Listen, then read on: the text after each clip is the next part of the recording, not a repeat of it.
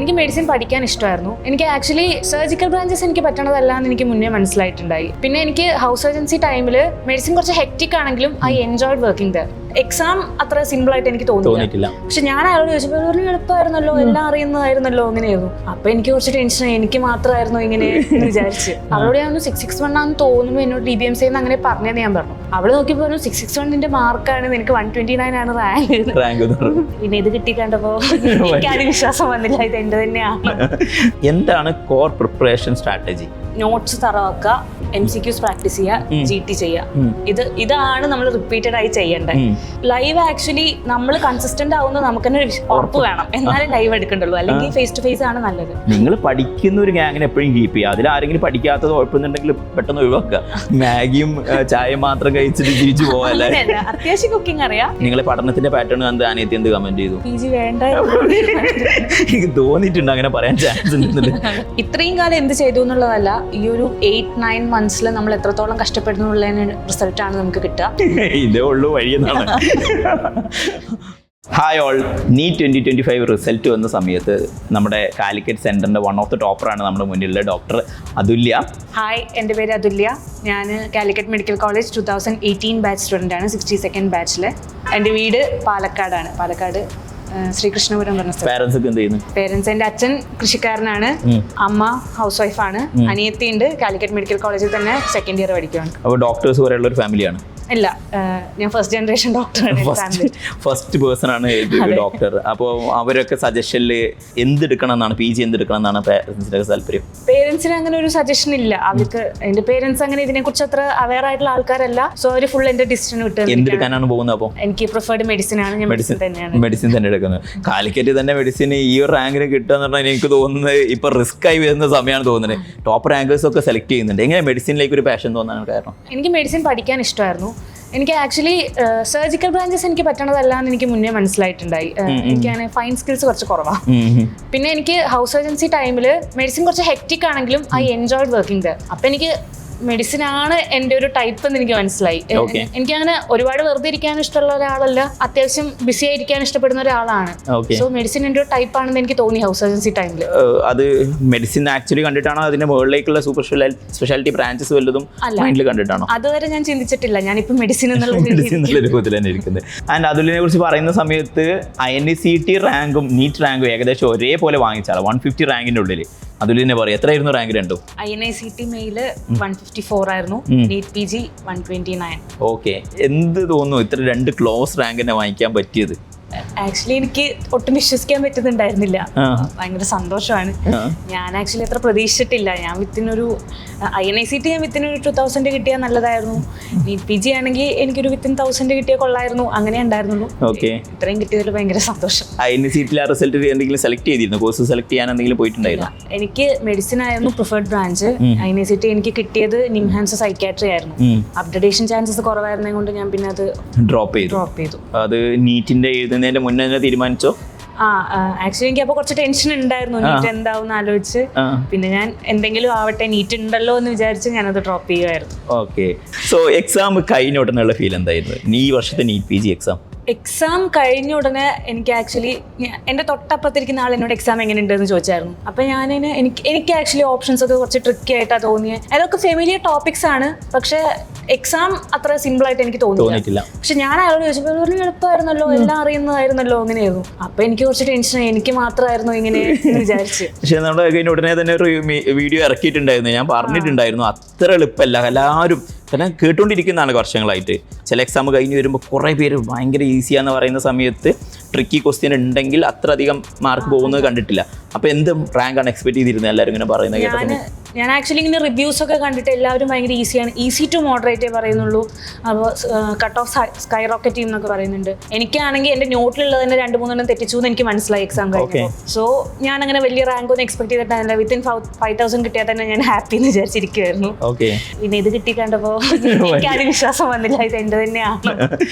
അതായത് ആവശ്യമില്ലല്ലോ, INCT തൊട്ടടുത്തുള്ള റാങ്ക് വന്നാലല്ലേ. പക്ഷെ ഞാൻ ഡ്രോപ്പ് ചെയ്തല്ലോ. എനിക്ക് തോന്നുന്നത് ഈ റാങ്ക് കിട്ടിയ ആളുകളൊക്കെ അങ്ങനെ തന്നെയാണോ പറയാം, റാങ്ക് കണ്ടപ്പോൾ വിശ്വാസമില്ല എന്നുള്ളത്? അറിയില്ല, എനിക്ക് സത്യമായിട്ടും എനിക്ക് ആക്ച്വലി ഞാൻ റിസൾട്ട് വന്ന സമയത്ത് ഞാൻ ട്രാവലിംഗ് ആയിരുന്നു. അപ്പൊ ഞാൻ റിസൾട്ട് നോക്കിയിട്ടുണ്ടായില്ല. എന്നെ അപ്പൊ DBMC 1 എന്ന് വിളിച്ചിട്ട് മാഡം നീറ്റ് PG അറ്റൻഡ് ചെയ്തിട്ടുണ്ടായിരുന്നില്ലേ, എത്രയാ റാങ്ക് എന്ന് ചോദിച്ചു.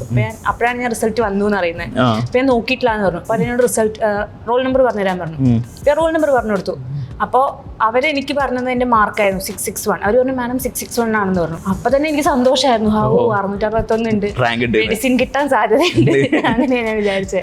പിന്നെ എനിക്ക് PDF ലോഡായി വരുന്നില്ലായിരുന്നു. അപ്പൊ എൻ്റെ അനിയത്തിക്ക് അയച്ചു കൊടുത്തു, റിസൾട്ട് വന്നു, നീ ഒന്ന് നോക്കുമെന്ന് പറഞ്ഞു. അവളാണ് നോക്കിയിട്ട് അവളോട് ഞാൻ 661 ആണെന്ന് തോന്നുന്നു, എന്നോട് DBMC അങ്ങനെ പറഞ്ഞതെന്ന് ഞാൻ പറഞ്ഞു. അവള് നോക്കിയപ്പോൾ പറഞ്ഞു 661 മാർക്കാണ്, നിനക്ക് 129 ആണ് റാങ്ക്.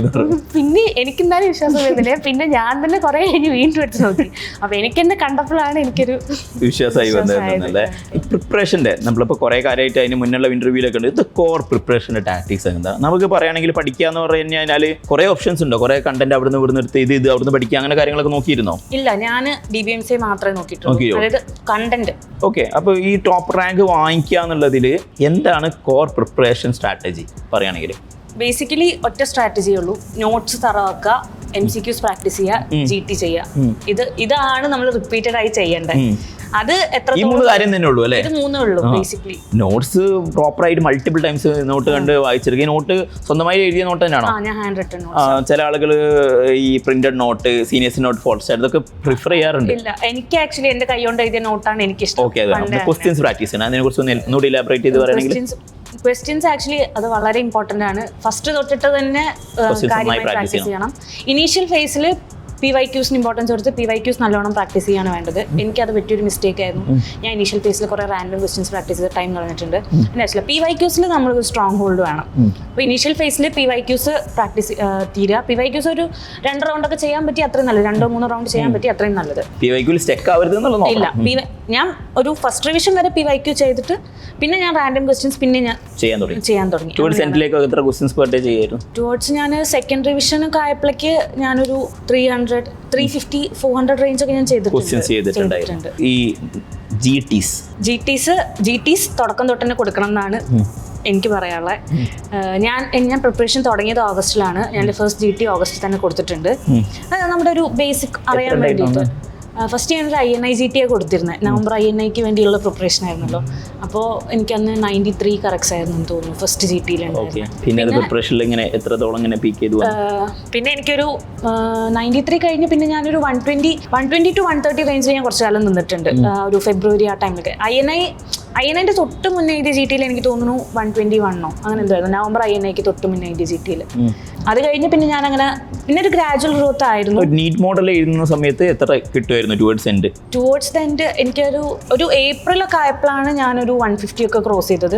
പിന്നെ ഞാൻ ഒരു 150, 160 റേഞ്ചാണ് പിന്നെ ഏപ്രിൽ തൊട്ടിട്ട് നിന്നിട്ടുള്ളത്. ഒരു 3-4 ടൈംസ് ഞാൻ 160 എബോവ് പോയിട്ടുള്ളൂ. ഹൈയസ്റ്റ് സ്കോർ എത്ര വാങ്ങിച്ചു? ഹൈയസ്റ്റ് ഒരിക്കൽ എനിക്ക് 172 കിട്ടിയിട്ടുണ്ട്. അതാണ് എൻ്റെ ഹൈയസ്റ്റ്.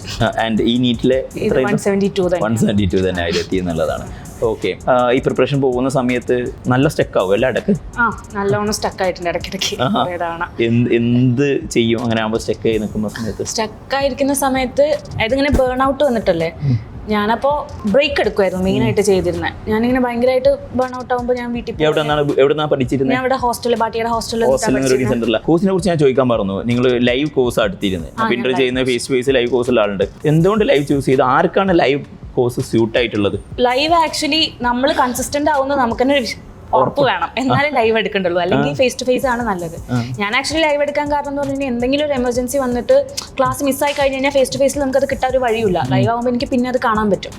പിന്നെ എനിക്ക് നല്ലൊരു പിയർ ഗ്രൂപ്പ് ഉണ്ടായിരുന്നു. സോ ഞങ്ങളെല്ലാം ലൈവ് എടുത്തതായിരുന്നു, ഞങ്ങൾ ഒരുമിച്ചായിരുന്നു കാണുന്നത്. അതുകൊണ്ട് ഞങ്ങൾ കൺസിസ്റ്റന്റ് ആയിട്ട് പിയർ ഗ്രൂപ്പിൽ എല്ലാവർക്കും നല്ല റാങ്ക് ഉണ്ട്. അതാണ് അതിൽ ഇമ്പോർട്ടൻസ്. നിങ്ങൾ പഠിക്കുന്ന ഒരു ഗ്യാങ്ങിനെ എപ്പോഴും കീപ്പ് ചെയ്യുക. അതിൽ ആരെങ്കിലും പഠിക്കാത്തത് കുഴപ്പമെന്നുണ്ടെങ്കിൽ പെട്ടെന്ന് ഒഴിവാക്കുക. എന്നാലും നിങ്ങൾക്ക് ആ ഒരു ഇടയിൽ നിന്ന് ആ ഒരു ഇടിക്കൂട്ടിൽ നിന്ന് പ്രോഗ്രസ് ചെയ്യാൻ പറ്റുള്ളൂ എന്നുള്ളതാണ് അല്ലേ. കോഴ്സ് ലൈവായിട്ട് തന്നെ എടുത്തതിൻ്റെ അഡ്വാൻറ്റേജസ് എന്തൊക്കെയാണ് തോന്നിയത്? ലൈവ് ബാച്ച് ആയിട്ടുള്ള കണ്ടന്റ് സെയിം തന്നെ ആയിരുന്നു, ഈ സെയിം ഫാക്കൽറ്റി തന്നെ. ഏത് ഇഷ്ടപ്പെട്ട ഫാക്കൽറ്റി ഏതായിരുന്നു? എനിക്ക് മൈക്രോ ഭയങ്കര ഇഷ്ടമായിരുന്നു. നസീർ സാറിൻ്റെ ഭയങ്കര കണ്ടൻസ് ആയിട്ടുള്ള നോട്ട്സ് ആണ്. അതാണ് ആക്ച്വലി ഇതിന് വേണ്ടതെന്ന് എനിക്ക് തോന്നുന്നു. ഞാൻ ആദ്യം വിചാരിച്ചിരുന്ന കണ്ടന്റ് കുറേ ഉള്ളതാണ് നല്ലത് എന്നൊക്കെ ഫസ്റ്റ് പ്രിപ്പറേഷൻ തുടങ്ങുന്നതിന് മുന്നേ. പിന്നെ പരീക്ഷ എഴുതിയപ്പോൾ എനിക്ക് മനസ്സിലായി എത്ര കുറച്ച് കണ്ടന്റ് ആണോ അത് റിപ്പീറ്റഡ് ആയി പഠിക്കുന്നതിലാണ് കാര്യം. അതിന് എത്രയും കുറച്ച് കണ്ടന്റ് ആണ് നല്ലതെന്ന് മനസ്സിലായി. മനസ്സിലായി. അതിൽ ബെസ്റ്റ് നസീർ സാറായിരുന്നു. ഓക്കെ. മൈക്രോ മൊത്തത്തിൽ ആ ഒരു വലിയ സബ്ജക്റ്റിനെ സാർ ഒരു 40-50 പേജസ് ആക്കി തന്നു. അത് വിത്തിനൊരു 3-4 hours നമുക്ക് മൈക്രോ ഫുൾ റിവൈസ് ചെയ്ത് തീർക്കാൻ പറ്റും. അത് ഭയങ്കര അഡ്വാൻറ്റേജാ. മൈക്രോ എന്നുള്ള ആവേശം തോന്നാൻ ചാൻസ് ഉള്ളതൊക്കെ നമ്മുടെ കയ്യിലേക്ക് സിമ്പിൾ ആയി കിട്ടി എന്നുള്ളതാണ് അതിന്റെ ഒരു ഇതല്ലേ. മൈക്രോ നമുക്ക്, അതായത് ഞാൻ പരീക്ഷയ്ക്ക് പോകുമ്പോൾ മൈക്രോയിൽ ഞാൻ കോൺഫിഡൻ്റ് ആണ്. മൈക്രോ ഞാൻ റിവൈസ് ചെയ്തിട്ടുണ്ട്. അത് സാറിന്റെ നോട്ടാണെങ്കിൽ നമുക്ക് പേജ് ബൈ പേജ് ഓർക്കാൻ പറ്റും നന്നായിട്ട് രീതിക്ക് എഴുതിയിട്ട്. അതെനിക്ക് ഭയങ്കര നല്ലതായിരുന്നു. ഓക്കെ. ഈ പ്രിപ്പറേഷനിൽ നിങ്ങൾക്ക് ചെയ്ത നല്ലൊരു കാര്യം ഞാനിപ്പോൾ ഒന്ന് എടുത്ത് പറയുകയാണെങ്കിൽ, നിങ്ങൾ നല്ലൊരു സ്റ്റഡി സർക്കിൾ ഗ്രൂപ്പ് കീപ്പ് ചെയ്തിട്ടുണ്ട്. എല്ലാവരും നന്നായി പഠിക്കുന്ന, സെൽഫ് മോട്ടിവേറ്റ് ആയി മുന്നോട്ട് പോകുന്ന ആൾ. ഇതേപോലെ ചെയ്ത വേറെ എന്തെങ്കിലും കാര്യങ്ങൾ ഉണ്ടായ കാര്യങ്ങൾ? ഞാൻ പിന്നെ ഞാൻ തുടക്കത്തിലൊക്കെ ക്വസ്റ്റ്യൻസ് ചെയ്ത് കഴിഞ്ഞാൽ MCQന്റെ എക്സ്പ്ലനേഷൻ ഫുള്ള് വായിക്കുമായിരുന്നു. പക്ഷെ പിന്നെ ഞാൻ അത് വളരെ പെട്ടെന്ന് തന്നെ ഞാനത് നിർത്തി. എന്നിട്ട് ഞാൻ തെറ്റുന്ന ക്വസ്റ്റ്യൻ ഞാൻ എൻ്റെ നോട്ടിൽ പോയിട്ടാണ് നോക്കുക. സോ ഒരു റിട്രോഗ്രേഡ് റിവിഷൻ പോലെയായി. അതെനിക്ക് ഭയങ്കര അഡ്വാൻറ്റേജ് ആയിട്ട്. GT ആണെങ്കിലും MCQ പ്രാക്ടീസ് ചെയ്യുകയാണെങ്കിലും ഞാനത് അപ്പോൾ അങ്ങനത്തെ ടോപ്പിക്സ് ഞാൻ മൾട്ടിപ്പിൾ ടൈംസ് റിവൈസ് ചെയ്തിട്ടുണ്ട്. റിപ്പീറ്റഡ് ആയി ചോദിക്കുന്ന സാധനങ്ങൾ. അതെനിക്ക് ഭയങ്കര അഡ്വാൻറ്റേജ് ആയി തോന്നിയിട്ടുണ്ട്. പിന്നെ ഞാൻ ക്ലാസ് എടുത്ത പാടെ ഞാൻ നോട്ട് വായിക്കാൻ ശ്രമിച്ചിട്ടുണ്ട് കുറച്ച് തുടക്കത്തിലൊക്കെ. എൻ്റെ ഫസ്റ്റ് റീഡിങ് ഓൾമോസ്റ്റ് ക്ലാസ് തീർന്നത് പാടെ എൻ്റെ ഫസ്റ്റ് റീഡിങ് കുറച്ച് ഒരാഴ്ചക്ക് ഗ്യാപ്പ് ഉണ്ടായിരുന്നു. ഒരാഴ്ചക്ക് കഴിഞ്ഞപ്പോഴാണ് ബാക്ക്ലോഗ്സ് കവർ ചെയ്യാൻ. അതിൽ ഓൾമോസ്റ്റ് അപ്പോഴേക്ക് തീർന്നിട്ടുണ്ട്. സോ അതെനിക്ക് നല്ലതായി തോന്നി. കാരണം ഒട്ടും വായിക്കാൻ ചില ബാക്ക്ലോഗ്സ് വന്നത് എനിക്ക് ആ ഒരാഴ്ചയിൽ റീഡ് ചെയ്യുമ്പോൾ എനിക്ക് മനസ്സിലായി പാടാണ് ഇത്രയും ഗ്യാപ്പ് വന്നിട്ട് വായിക്കാൻ. ലൈവായിട്ട് ഫേസ് ടു ഫേസ് നമ്മൾ ക്ലാസ് ഇരുന്ന് എൻജോയ് ചെയ്ത് എഴുതിയ കാര്യം എല്ലാം മനസ്സിലായി. രണ്ടാമതൊന്ന് വായിച്ച് നോക്കിയിട്ടില്ല എന്നുണ്ടെങ്കിൽ അത് അവിടെ ഉണ്ടാവില്ല അല്ലേ. പിന്നെ 1 week 10 days ഗ്യാപ്പ് എടുത്തു കഴിഞ്ഞാൽ അത് കയ്യിൽ നിന്ന് പോയി തന്നെ വേണം വെക്കാൻ വേണ്ടിയിട്ട് അല്ലേ. അതൊരു വളരെ ഇമ്പോർട്ടൻ്റ് ആയിരിക്കില്ല. പിന്നെ ചെയ്തതിൽ എന്തെങ്കിലും എറേഴ്സ്, പിറ്റ്ഫോൾസ്, മിസ്റ്റേക്സ് ഒന്ന് പറഞ്ഞു? കുറെ എക്സ്പ്ലനേഷൻ വായിക്കുമായിരുന്നു, പിന്നെ അത് ഒഴിവാക്കി എന്ന് പറഞ്ഞു. പിന്നെ ഞാനിങ്ങനെ തുടക്കത്തിൽ ഞാൻ പറഞ്ഞു, ഞാൻ റാൻഡം ആയിട്ട് ഇങ്ങനെ മാരോലെ മൊഡ്യൂൾ എടുത്ത് ചെയ്യുമായിരുന്നു. Question bank module. അതിന്റെ ആവശ്യമില്ലാന്ന് എനിക്ക് മനസ്സിലായി. കാരണം അതിൽ കുറേ ക്വസ്റ്റ്യൻസ് ഉണ്ടാവുമായിരുന്നു. ഔട്ട് ഓഫ് ടോപ്പിക്സ് ഒക്കെ കുറേ ക്വസ്റ്റ്യൻസ് ഉണ്ടാവും.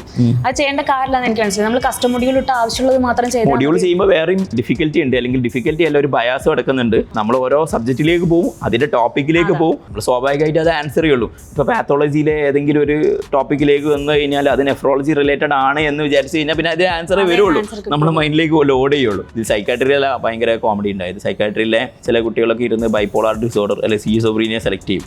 എന്നിട്ട് 36-year-old male came with this and this. Finally answer schizophrenia ആയിരിക്കും എന്നുള്ളതാണ്. അപ്പോൾ ആ കസ്റ്റം മൊഡ്യൂൾ ഇട്ട് ചെയ്യേണ്ടതിന്റെ ഇമ്പോർട്ടൻസ് ആണ് അവിടെ ഉള്ളത് അല്ലേ. തുടക്കത്തിൽ അത് ഞാനിങ്ങനെ ക്വസ്റ്റ്യൻ ബാങ്ക് മൊഡ്യൂൾ ചെയ്താൽ അത് മണ്ടത്തരാണെന്ന് എനിക്ക് മനസ്സിലായി. കുറച്ച് കഴിഞ്ഞപ്പോൾ ഞാൻ പെട്ടെന്ന് നിർത്തിയത്. ഈ സ്റ്റഡിങ്, ഹോസ്റ്റൽ, റീഡിംഗ് സെന്റർ, ഈ ഒരു എക്കോസിസ്റ്റം എങ്ങനെ യൂസ് ചെയ്തു? ഞാൻ കാലിക്കറ്റ് മെഡിക്കൽ കോളേജിലാണ് പഠിച്ചത്. അപ്പോൾ ഞാനൊരു ജനുവരി വരെ ഞാൻ ക്ലാസ് ഫുള്ള് കേട്ടത് കോളേജ് റീഡിംഗ് റൂമിൽ നിന്നാണ്. രാവിലെ പോവും, അവിടെ ഒരു 9 മണി വരെ ഉണ്ടാവും. അപ്പോൾ നമ്മൾ അത്രയും നേരം ക്ലാസ് ഉണ്ടാവും. അപ്പോൾ രാവിലെ പോയി അവിടെ നിന്ന് കേൾക്കുമായിരുന്നു. അത് കഴിഞ്ഞ് ഞാൻ റിവിഷൻ തുടങ്ങിയപ്പോൾ ഞാൻ റീഡിംഗ് സെൻറ്റർ എടുത്തു. ഞാൻ രാവിലെ പോവും, രാവിലെ ഒരു 8:30-9 മണിയാകുമ്പോൾ പോവും. എന്നിട്ട് രാത്രി ഞാനൊരു 12 o'clock വരെ അവിടെ ഇരുന്നായിരുന്നു പഠിച്ചിരുന്നത്. അവിടെ എൻ്റെ ഫ്രണ്ട്സും അവിടെ തന്നെയായിരുന്നു. സോ 12 o'clock റീഡിംഗ് സെൻറ്റർ ഇറങ്ങി റൂമിലേക്ക് പോകാനൊക്കെ പ്രയാസം ഉണ്ടായിരുന്നു? അല്ല, എൻ്റെ വണ്ടി ഉണ്ടായിരുന്നു. ഈ വർഷം ഞങ്ങൾ അതിന് വേണ്ടി ഒരു ബസ് കീപ്പ് ചെയ്യുന്നുണ്ട്. കുട്ടികൾക്ക് അങ്ങോട്ടും ഇങ്ങോട്ടൊക്കെ ട്രാൻസ്ഫർ ചെയ്യുന്നത് മാക്സിമം സമയം ഇരുന്ന് പഠിക്കാമല്ലോ. ഓക്കെ. അപ്പോൾ 12 മണി വരെ ഇരുന്ന് പഠിക്കും. ഈ സ്ലീപ്പിംഗ് ടൈം എങ്ങനെയാണ്? സ്ലീപ്പിംഗ് ടൈം ഞാൻ 12 മണിക്ക് വന്ന് കിടക്കും. രാവിലെ 7 മണിക്ക് എണീക്കും. 7 hours സ്ലീപ്പ്. റൂമിൽ നിന്ന് 7 മണിക്ക് എണീറ്റ് ഉടനെ പഠനം തുടങ്ങുമോ? 7 മണിക്ക് എണീറ്റ് ഞാൻ ഒന്ന് ഫ്രഷ് ആയി ജസ്റ്റ് ഒന്ന് പല്ല് വെച്ച് ചായ കുടിച്ചിട്ട് ഇരുന്ന് പഠിക്കും. എന്നിട്ട് ഞാൻ ബ്രേക്ക്ഫാസ്റ്റ് കഴിച്ച് കഴിഞ്ഞിട്ട് റീഡിംഗ് റൂമിൽ പോകും. ഫുഡൊക്കെ എങ്ങനെ ഡീൽ ചെയ്തിരുന്നപ്പോൾ? ഫുഡ് കൊണ്ടുവരുന്ന പേഴ്സൺസ് ഉണ്ടോ? സ്വന്തമായി പ്രിപ്പയർ ചെയ്യോ? അല്ല, ഫുഡ് ഞാൻ കേട്ടിട്ടുണ്ട് ചില ആളുകളൊക്കെ ഫുഡൊക്കെ പ്രിപ്പയർ ചെയ്യുന്ന ആളുകളല്ല. അതിന് സമയം കിട്ടിയിട്ടില്ല. ചായ മാത്രമേ സ്വന്തമായി ഉണ്ടാക്കാറുള്ളൂ. ബാക്കിയുള്ള ഉണ്ടാക്കാൻ അറിയോ? കാര്യമായിട്ട് അറിയില്ല, അത്യാവശ്യം ജീവിച്ചു പോകാനുള്ളത് അറിയാം. മാഗിയും ചായ മാത്രം കഴിച്ചിട്ട് ജീവിച്ചു പോകാല്ലേ? അത്യാവശ്യം കുക്കിംഗ് അറിയാം, എന്നാലും അങ്ങനെ ഭയങ്കരമായിട്ട് കുറെ ഡിഷ് ഒന്നും അറിയില്ല. ഓക്കെ. ഫാമിലിയിൽ നിന്നൊക്കെ ഇങ്ങനെ നിൽക്കുന്ന സമയത്ത് എത്ര സപ്പോർട്ട്? നിങ്ങൾ ഫസ്റ്റ് ഫാമിലിയിൽ നിന്ന് വന്നൊരു ഡോക്ടറാണ്. അപ്പോൾ ബാക്കിയുള്ളവർക്ക് നിങ്ങൾ എത്രത്തോളം പ്രയാസമുള്ള പാത്വേയിലൂടെ പോകുന്നതെന്ന് അറിയില്ലായിരിക്കും. അത് റിലേറ്റീവ്സ് ഒന്നും അറിയില്ലെങ്കിലും എൻ്റെ പേരൻസിന്, എൻ്റെ ക്ലോസ് ഫാമിലിക്ക് നല്ലോണം അറിയായിരുന്നു എത്രത്തോളം കഷ്ടപ്പാടുണ്ട്. മീൻസ് മേ ബി എന്റെ കണ്ടിട്ട് തന്നെ ആയിരിക്കും അവർക്ക് മനസ്സിലായത് ഇത്രത്തോളം കഷ്ടപ്പാടാണ്. അവരിതുവരെ ഞാൻ അങ്ങനെ ഇങ്ങനെ ഇരുന്ന് പഠിക്കണമെന്നും കണ്ടിട്ടില്ല. അല്ല, വീട്ടില് ഫാമിലി ഫംഗ്ഷൻ വരാത്തതിന് ഇല്ല. കംപ്ലൈന്റ് കാര്യങ്ങൾ തുടക്കത്തിലൊക്കെ ഉണ്ടായിരുന്നു. MBBS പിന്നെ പൊതുവേ നമ്മൾ അങ്ങനെ MBBS പഠിക്കുമ്പോൾ അധികം ഫംഗ്ഷൻസിന് പോകാത്തതുകൊണ്ട് അത് അവർക്ക് ശീലമായി മാറിയിട്ടുണ്ട്. ശീലമായിട്ടുണ്ട്. ഹൗസ് സർജൻസിക്ക് ഞാൻ കുറെ ഒന്നും പോയിട്ടില്ല. അപ്പൊ പിന്നെ അവർക്ക് അത് ഏകദേശം എന്തായാലും പോകാൻ പറ്റില്ലല്ലോ, ഡ്യൂട്ടി ഉണ്ടാവും. അപ്പൊ പിന്നെ ഇപ്പൊ അങ്ങനെ പോവാത്തതിന് അങ്ങനെ പരാതികളൊന്നും. അനിയത്തി സെക്കൻഡ് ഇയറിലുണ്ട് അല്ലേ? നിങ്ങളെ പഠനത്തിന്റെ പാറ്റേൺ കണ്ട് അനിയത്തി എന്ത് കമന്റ് ചെയ്തു? അവള് PG വേണ്ട എനിക്ക് തോന്നിയിട്ടുണ്ട് അങ്ങനെ പറയാൻ ചാൻസ് ഉണ്ട്. ഞാൻ PG എടുക്കുന്നില്ല എന്നൊക്കെ വെച്ചോ? ഞാൻ MBBS കഴിഞ്ഞിട്ട് ഞാൻ UPSC എഴുതുകയാണ്, CMSC എഴുതുകയാണ്, അത് കുറച്ചുകൂടെ സുഖമുണ്ട് അങ്ങനെ പറഞ്ഞിട്ടാണ് ഇരിക്കുന്നത്. ചേച്ചി കഷ്ടപ്പെടുന്നത് കണ്ടിട്ട് എനിക്ക് കാണാൻ വയ്യാന്ന് പറഞ്ഞിട്ടുണ്ടായിരുന്നു അല്ലേ? ഓക്കെ, ഫൈനലി റാങ്ക് കണ്ടപ്പോൾ അവളെന്ന് പറഞ്ഞു? റാങ്ക് കണ്ടപ്പോൾ അവള് ഭയങ്കര ഹാപ്പിയാണ്. അവളെ എന്റെ നോക്കി തന്നെ ഹാപ്പി. അപ്പൊ നീ രണ്ടാമത് ഇന്ന് പഠിച്ചാൽ കൊള്ളാന്നൊക്കെ ഉണ്ടല്ലേ? ഏകദേശം. അതായത് അവൾക്കും ഇങ്ങനെ ഇപ്പൊ സെക്കൻഡ് ഇയറിൽ പോസ്റ്റിംഗിൽ ഇഷ്ടപ്പെട്ടത് മെഡിസിൻ ആണെന്നൊക്കെ ഇങ്ങനെ പറഞ്ഞു. ഞാൻ എടുക്കുകയാണെങ്കിൽ മെഡിസിൻ എടുക്കുള്ളൂ, പക്ഷെ മെഡിസിന് ഭയങ്കര റാങ്ക് വേണമല്ലോ, അതുകൊണ്ട് എനിക്ക് പഠിക്കാൻ വയ്യ അങ്ങനെയൊക്കെയാണ് പറയുന്നത്. ഓക്കെ, അപ്പൊ നിങ്ങൾ ചിലപ്പം second year third year medicine ഒക്കെ എടുക്കുമ്പോൾ നിങ്ങൾ സിസ്റ്റർ ചിലപ്പം ക്ലാസ് ഒക്കെ എടുക്കുന്നുണ്ടായിരിക്കും തോന്നുന്നത് അല്ലേ? മെഡിസിൻ PG ഒക്കെ വെക്കുമ്പോൾ. അപ്പൊ നിങ്ങൾ വിചാരിച്ച മാതിരി തന്നെ കാലിക്കറ്റ് തന്നെ PG കിട്ടാൻ സാധിക്കട്ടെ. ആൻഡ് അവിടെ വെച്ച് എൻഡ് ചെയ്യരുത്. എൻ്റെ അഭിപ്രായത്തിൽ ഇനിയും സൂപ്പർ സ്പെഷ്യാലിറ്റിയിലേക്ക് മൂവ് ചെയ്യണം. മേ ബി ഫാമിലിയിൽ ഇതിനൊരു റോൾ മോഡലായിട്ടുള്ള പേഴ്സൺ ഉണ്ടാവില്ല, ബട്ട് നിങ്ങൾ എന്ത് ചെയ്യുക, നിങ്ങൾ വേണം ബാക്കിയുള്ളൊരു റോൾ മോഡലായിട്ട് കാണിച്ചു കൊടുക്കുക എന്നുള്ളതാണ് എൻ്റെ ഒരു സജഷൻ വരുന്നത്. ആൻഡ് ഒരു ഫൈനൽ ടേക്ക് അവേ മെസ്സേജ് ആയിട്ട് എന്ത് പറഞ്ഞു കൊടുക്കും പ്രിപ്പയർ ചെയ്യുന്നത്? മേ ബി നിങ്ങളെ ബാച്ച്മേറ്റിന് പോലെയുള്ള ഒരാൾക്ക്, നിങ്ങൾ ക്ലോസ് ആയിട്ടുള്ള ഫ്രണ്ടിന് ഈ പ്രാവശ്യം എഴുതിയിട്ടില്ല, മേ ബി മാരേജ് ഡെലിവറി അങ്ങനെയൊക്കെ ഉണ്ടാവുമല്ലോ അല്ലേ? ബാച്ച്മേറ്റ്സിലെ കുട്ടികളൊക്കെ ഉണ്ടാവും. അപ്പോൾ അങ്ങനെ ഈ വർഷമാണ് ഇരിക്കുന്നത്. അപ്പോൾ അവർക്ക് എന്ത് പറഞ്ഞു കൊടുക്കും? ഇത്രയും കാലം എന്ത് ചെയ്തു എന്നുള്ളതല്ല, ഈ ഒരു 8-9 മന്ത്സിൽ നമ്മൾ എത്രത്തോളം കഷ്ടപ്പെടുന്നുള്ളതിന് റിസൾട്ടാണ് നമുക്ക് കിട്ടുക. നല്ലോണം വർക്ക് ചെയ്ത് കഴിഞ്ഞാൽ അതിനുള്ള റിസൾട്ട് കിട്ടും തന്നെയാണ് എനിക്ക് തോന്നുന്നത്. സോ ഇനീഷ്യൽ പീരീഡിൽ നോട്ട്സ് നന്നായി വായിക്കുക, MCQs പ്രാക്ടീസ് ചെയ്യുക, GT തുടക്കത്തിൽ തന്നെ എഴുതുക, ദെൻ റിവൈസ് ചെയ്യുമ്പോൾ GTസിൻ്റെ ഫ്രീക്വൻസി കൂട്ടുക, MCQs കൂടുതൽ പ്രാക്ടീസ് ചെയ്യുക. ഇതാണ് ഇതിനുള്ളൊരു പോംവഴി. ഇതേ ഉള്ളൂ വഴിയെന്നാണ്. Okay, thank you.